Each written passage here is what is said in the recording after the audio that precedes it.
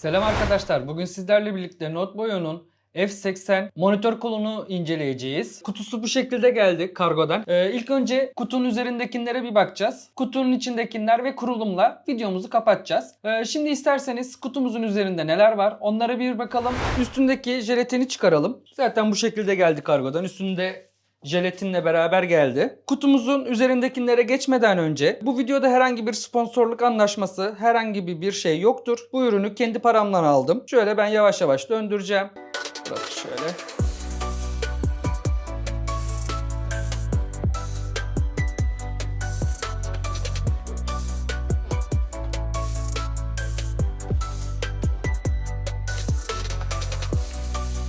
Yan tarafları da bu şekilde.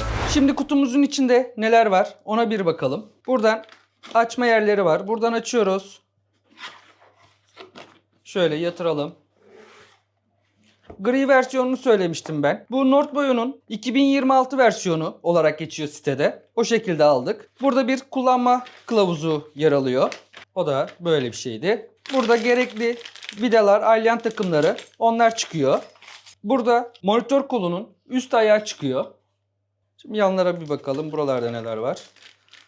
Burada alt ayağını takmak için bir tane ayak çıkıyor. 2025'te yapılmış yanılmıyorsam. Burada 2025 yazıyor. Aldığım yerde de 2026 olarak söz ediyor. Burada bir adet masa ayağını sıkıştırmak için aparat, masa ayağını sıkıştırmak için aparatın geri kalan parçası çıkıyor. Şimdi kutunun altına bir bakalım. Kutunun altında da üst kol çıkıyor ve kutumuzda başka bir şey kalmadı. Kutumuzun içindeki komple ürünler bu kadar. Şimdi isterseniz kuruluma geçelim. Kurulum nasıl oluyor ona bir bakalım. İlk önce alt tablayı alıyoruz elimize. Burada zaten yerleri var girmesi için. Buralara takıyoruz bunu. Daha sonra bu vidayı alıp bu bölmeye yerleştiriyoruz ve sıkıyoruz bu vidayı. Burada zaten alyanlar hepsi çıkıyor. Hatta burası tornavidası var burasında. Şimdi parçayı sıkalım. Parçamızı sıktık. Bu parçayı buraya koyuyoruz. Tutuyor bunu. Şuradaki şeyler sayesinde. Eğer masanızda delik ya da kablo geçişi için bir yer varsa bu sefer parçaları çıkarıp buradaki vidanın yerine şu saplamayı takıyoruz. Onun için de şöyle bir parçası alttan kapamak için şu şekilde yeri var. Bu şekilde deliğin olduğu yerden bu şekilde de yapabiliyoruz. Şimdi masamıza bir monte edelim. Ortalama 10 santimlik bir genişliği var. Şu tarafta kullanmak önemli ikincisinde. Çünkü burada da aynı şekilde bir tane buton gibi bir çıkıntı var. O da buraya denk geliyor. Yani ikinci şeyinde kullanmak önemli. Yoksa çıkmıyor. Burada da kullanabilirsiniz ama çok sağlıklı olmayabilir. Burada kullandığınız takdirde şu bölümün arası 10 santim. Hazırladığımız alt tablayı yerine takıyoruz. Ben şu anda öylesine kuracağım bunu. Yani siz sadece görün diye. Bu parçayı şu şekilde masanıza uygun olacak şekilde, yani şuradaki yerlere gelecek şekilde buradan sıkıyoruz şimdi parçamızı. Parçamızı sıktık, zaten sona dayandı. Şimdi alt ayağımızı montajını yapalım.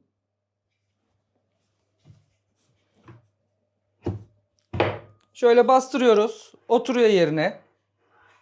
Normal oynayabiliyor. Hemen arka tarafında bir tane alyan göreceksiniz. Eğer burayı da sıkıştırırsanız bunun oynamasını yavaşlatabiliyorsunuz. Ve daha fazla sıktığınızda da daha sert oynuyor. Şimdi her şeyimizi hazırladık. Üst kolumuzu aldık. Burada up yazan bir yer var. Bunu monitörün üst tarafına gelecek şekilde yerleştiriyoruz. Kutunun içinden çıkan vidaları ve ayaklarımıza takıyoruz. Burası biraz zor olacak gibi ama. Monitör ayağımız 17 inç ile 30 inç arasındaki monitörleri taşıyor. Bunun da sınırı 2 ile 9 kilo arası olması gerekiyor ürünü kullanabilmeniz için. İçinden çıkan alyanın bir tarafı tornavida şeklinde. Hiçbir şeye ihtiyaç olmadan buradaki vidaları sıkabilirsiniz.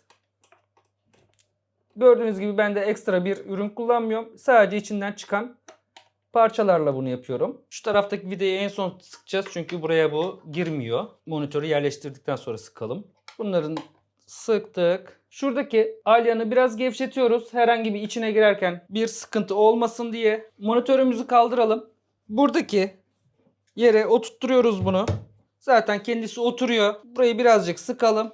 Monitörümüzü oturtturduktan sonra daha sonra sıkamadığımız vidamızı da burada sıkıyoruz. Ürünün buradaki alyan süspansiyonun sertliğini ayarlıyor. Eğer bunu artıya doğru getirirsek bizim istediğimiz şekilde durmuyor. Kendi kendine yukarıya doğru monitörümüzü kaldırıyor. Ben şimdi size göstermek için bunu artı olarak en sonuna yaptım. Şimdi kendi monitörüme göre burayı eksiye doğru çevirerek monitörün ağırlığını ben istediğim şekilde oynatınca dursun diye ayarlayacağım.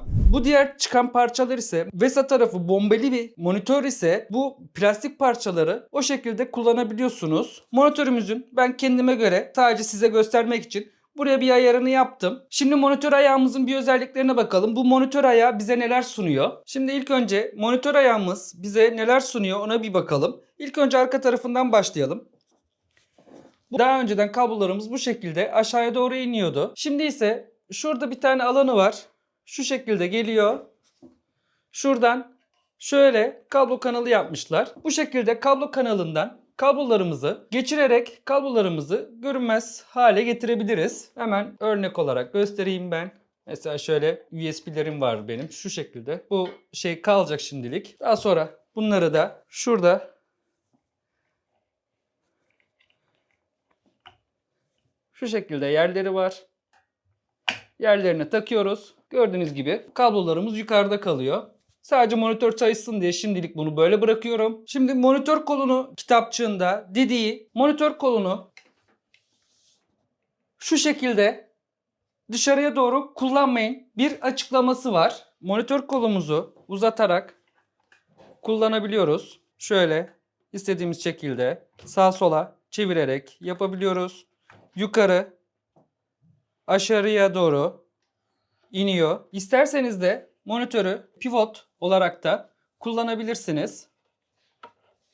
Her iki yönlü de dönebiliyor. İsterseniz 360 döndürün. Sorun yok. İstediğiniz şekilde bu tarafı ayarlayabilirsiniz. Artı burası da sağa sola oynuyor. Buradaki vidadan da yukarı aşağı oynamasının sıkılığını buradan ayarlayabiliyorsunuz. Sağa sola oynama ayarını buradan yapıyorsunuz.